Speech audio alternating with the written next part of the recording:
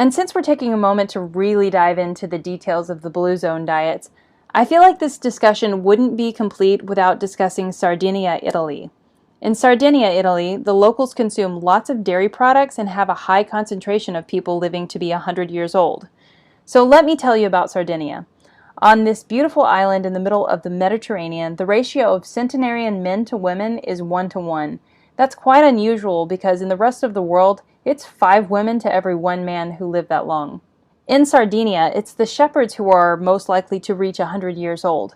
So what are the Sardinian shepherds eating? Well, as it turns out, they're consuming lots of goat's milk and sheep's cheese, some 15 pounds of cheese per year on average. Also a moderate amount of carbs to go with it, like flatbread, sourdough bread, and barley. And to balance those 2 food groups out, Sardinian centenarians also eat plenty of fennel, fava beans, chickpeas, tomatoes, almonds, milk thistle tea, and wine from Greenwich grapes. Now you might be thinking, hey, didn't you suggest it's better to stay away from dairy? How does that work when there are people living to 100 years old who drink dairy milk and eat cheese all the time? I can understand how that is confusing, so let me explain why Sardinians thrive on this diet while Americans seem to be losing their health by consuming it. The simple fact is that Sardinians and Americans are consuming different types of dairy. Now, what do I mean by that? Milk is milk, right? Well, not quite. The first main difference is that Sardinians consume the milk from their free-range goats and sheep.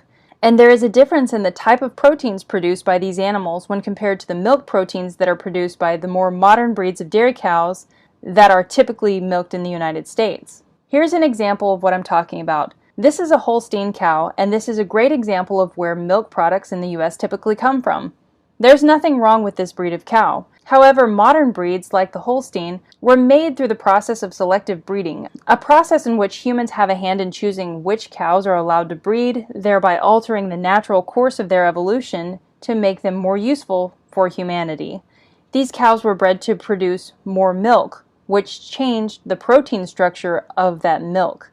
So now when you drink milk from Bessie over here, you are typically consuming more of the A1 beta-casein protein. This is inflammatory to the human digestive tract, and for that reason, it causes all kinds of health issues.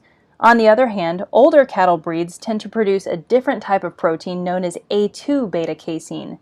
The same goes for goats and sheep. A2 beta-casein is not inflammatory to humans in the same way that A1 casein is. But it's not just what we are eating that matters. It's what we are eating, has been eating, that counts too. It turns out that the milk and cheese from Sardinian goats has a higher level of phytonutrients. This is because the goats are consuming a huge variety of grass and plants as they roam around doing their goat thing on the land. And because their diets are higher in nutrients, those health benefits get passed on to the local dairy consumers through their milk. So in other words, the dairy produced by the Sardinian sheep and goats has a better quality protein content that humans can tolerate. It has healthier fats, and it has nutrients that are otherwise missing in store-bought cow's milk. Not only that, but these free-range critters also have a healthier microbiome, which positively impacts the dairy they are producing.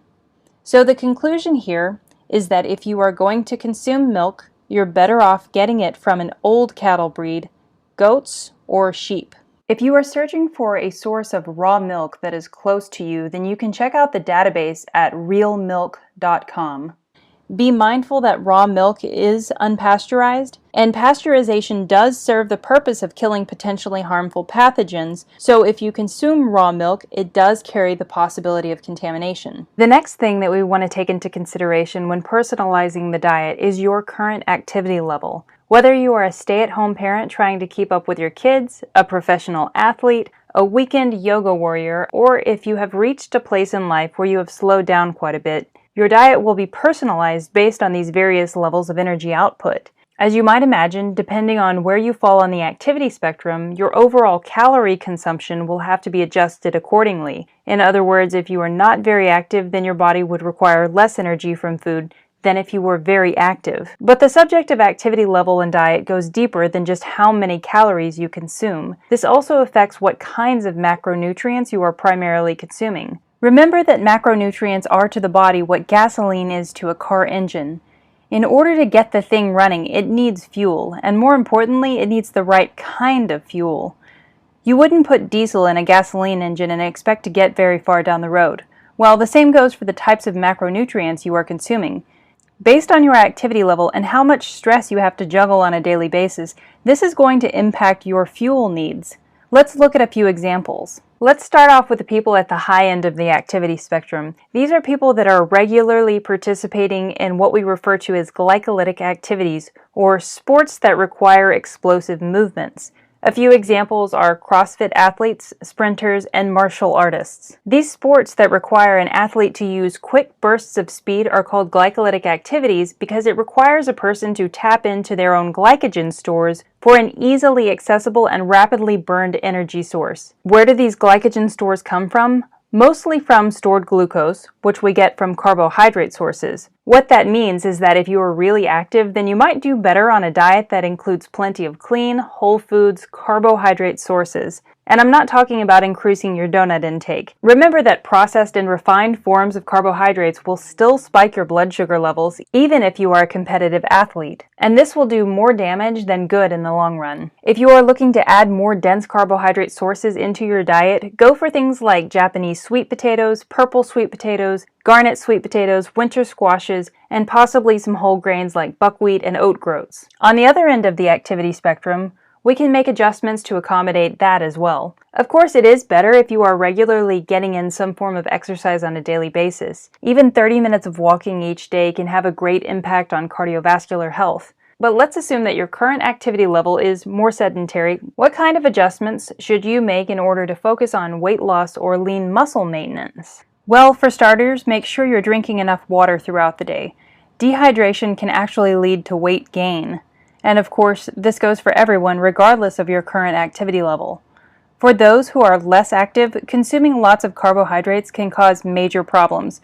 So if your activity level is relatively limited, I would recommend leaning away from carbohydrates and more towards proteins and fats to supply your energy needs. Protein is the most satiating macronutrient, and healthy fats provide a slow release of energy over time. When you build your diet on healthy forms of protein and fat, then you are less likely to experience unwanted weight gain with lower activity levels.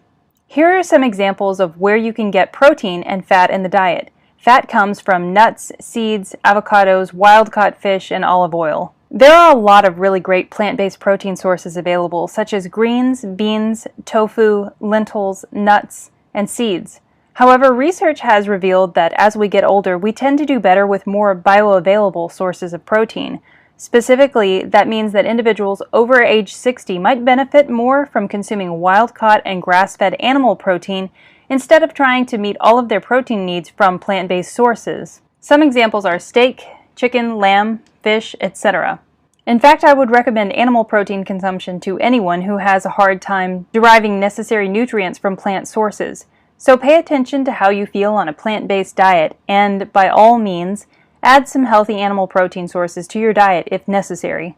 While we're on the subject of macronutrients, let's address this question. What kind of diet is best for maintaining an ideal body weight? Although it's true that humans can survive on a wide variety of foods, the question still arises, yes, but is there one particular diet that is objectively best for maintaining an ideal body weight? And to determine that, we have to look at the two most common diets that are designed based on macronutrient ratios. A low-carbohydrate diet would mean removing foods that convert to glucose whenever we eat them. So that means taking out things like potatoes, grains, cereal, etc. Of course, if you have access to fresh vegetables, then these are highly encouraged. Greens and many other vegetables are a great addition to a low-carbohydrate diet, and they don't contribute any significant amount of carbs to the diet. On the other end of the spectrum, some people prefer to cut out fat from the diet in order to achieve their ideal weight goals. A low-fat diet would also mean cutting out a lot of animal protein and other foods with high fat content, including avocados, nuts, concentrated oils, dairy products, egg yolks, etc. This type of diet has become popular among the plant-based community in the West, and it is often promoted by some well-known cardiologists who claim that a low-fat diet is the best way to protect your heart in the long run. But what does the science say about this? Which diet is really more effective at helping you maintain a healthy weight? Well, let's take a look at the current research. A large meta-analysis of 48 diet studies found that both low-fat and low-carbohydrate diets led to similar weight loss, and it was noted that finding a diet that you can stick to may be the most important factor for successful weight management. The conclusions of the study were as follows. Significant weight loss was observed with any low-carbohydrate or low-fat diet.